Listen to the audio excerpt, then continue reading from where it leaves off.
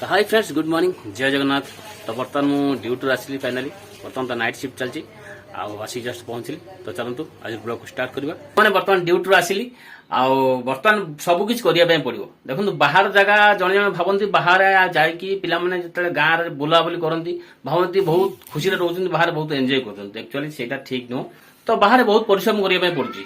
गाँव में कौन घरे आसिल खाइल पील बुल बिंदास कौटी कौन कल एमती किसी अलग प्रकार। बाहर बर्तमान ड्यूटी आसलु निजको रोषे करने पड़ो। नाइट ड्यूटी करके आसली जहाँ टी रेस्ट नहीं किंतु बर्तमान आसली बर्तमान सब रोषेवास करने पड़ो। रोषेवास करी रोषे कर सारा पुणी गाधेकी फ्रेश होगी खाई पुणी शोबी पुणी उठिकी पुणी ड्यूटी जावाई व्यवस्था कर एमती ही लाइफ चलो। किंतु गाँव जो अच्छा भावुं बाहर लाइफटा बहुत बिंदास बोली एक्चुअली बिंदास नुह। आ मुख्य कथा जब बाहर को आसिया इच्छा जो मैंने चाकरी करने इच्छा जदि आप अधिका पाठ पढ़े ताहले बाहर जगह एक्चुअली पाठ पढ़ा मान किंतु एमती खाली +2 BA करके आसिले भी बाहर किसी लाभ ना। जदि किसी आपण भीतर एक्स्ट्रा क्वालिटी ना आप बाहर टेक्निकल गुण ना ताहले बाहर को आसी किसी लाभ ना। एमती नॉर्मल पाठ पढ़ी बाहर को आसिले कौन मूल्य ही ना से पाठरे।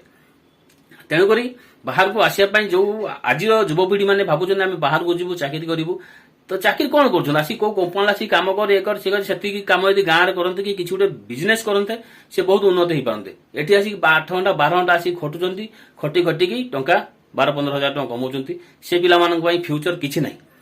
से समय जो पाठ न पढ़ी पिला पढ़ी आसुँच सब आज युवपीढ़ी मान कहूँ पाठ पढ़ु। पाठ पढ़ी जीवन में जब चाकरी करने इच्छा ताल पाठ पढ़ु।